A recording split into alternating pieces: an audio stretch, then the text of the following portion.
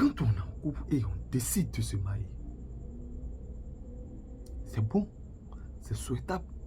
Mais pourquoi quand on se marie, on se sépare? Il y a des détails qu'on a oubliés.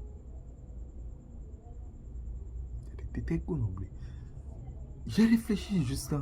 En réalité, si vous remarquez bien, tous ceux qui divorcent, si on fout bien, tu vas trouver, c'est des futilités qui les amènent à se séparer.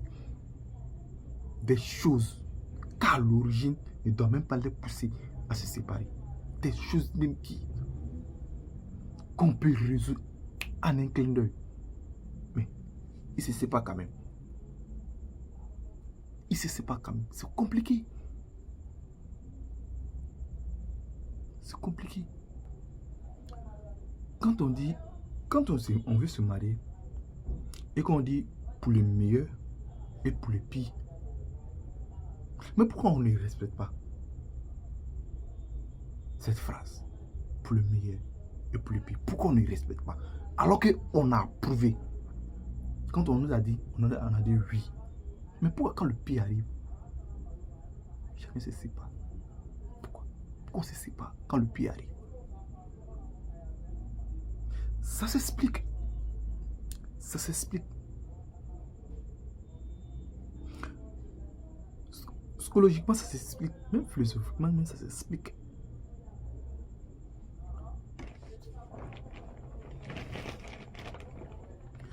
Alors, quand on décide de se marier,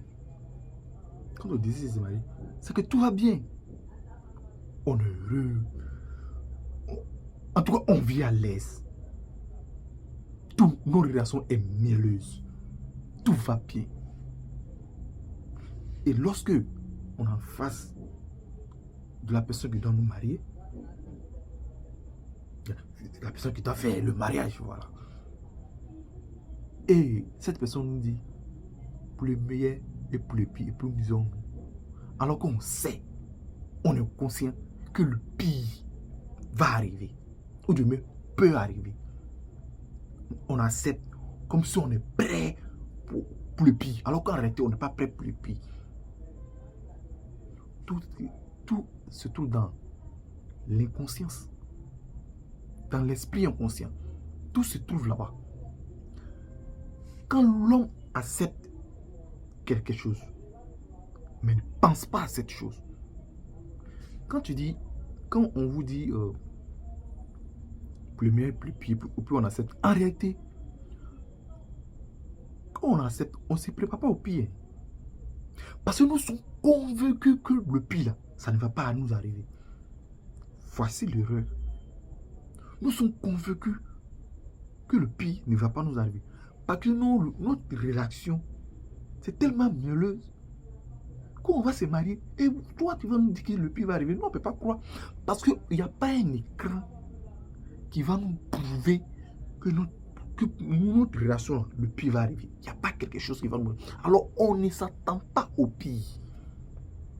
Mais on a accepté le pire. Mais on ne s'attend pas à ça. On ne peut même pas s'imaginer. Tellement qu'à l'heure là, ça va. On ne peut même pas s'imaginer. C'est en ce moment, quand ça arrive, on ne peut pas se porter. Et on ne se sait pas. Oh, si on était conscient de ça, si ça arrive, on saura comment surmonter. On saura comment surmonter. Mais comme on n'était pas prêt, on a oublié de se séparer. On a oublié de se séparer. Et c'est compliqué. Sur le plan psychologique, on appelle ça le biais d'optimisme. En psychologie, on appelle ça biais d'optimisme. En quoi consiste le biais d'optimisme? Le biais d'optimisme, c'est lorsque un individu a l'intime conviction, est persuadé que les choses heureuses doivent uniquement l'arriver. Le pire, non. C'est-à-dire, Il n'est pas convaincu que le pire peut lui arriver. Tout ce qui lui doit arriver est bon. Jusqu'à ce que le pire arrive. On appelle ça le biais d'optimisme. Et tous ceux qui vont se marier et disent oui, pour les pires, oui. Ils sont impactés par le biais d'optimisme. Tellement qu'ils sont observés, ils ont la conviction que le pire ne va pas les arriver. Alors quand ça arrive, on est obligé de se séparer. On est obligé de se séparer. Abonnez-vous pour suivre la 4e partie.